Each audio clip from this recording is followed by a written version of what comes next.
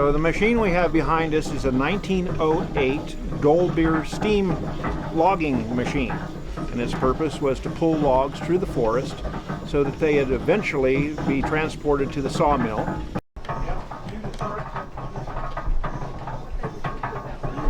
I'm ready.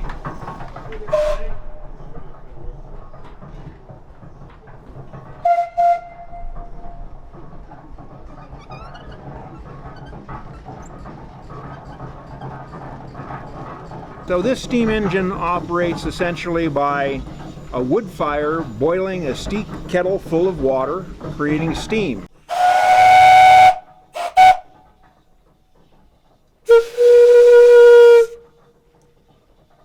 It carries a variety of whistles on it, but back in the day really it only had one whistle for purposes of communication within the forest. If there was a need for communication over the side of a hill, they would have what's called a whistle punk, a small boy that had a wire that was attached to the whistle, and he would watch the logging operation below and then pull the whistle at the right time so that the steam engineer could engage the machinery and pull the log up from an area where the engineer couldn't exactly see it. What we will be doing is a demonstration of how this machine actually moved logs through the forest.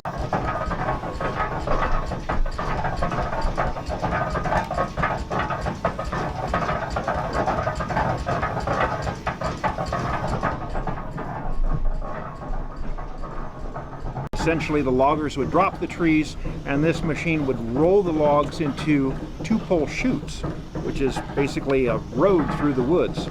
They would drag these logs through the woods, eventually dumping them into Shaver Lake. They would be gathered up by the steamboat, the Michigan, transported over to the sawmill.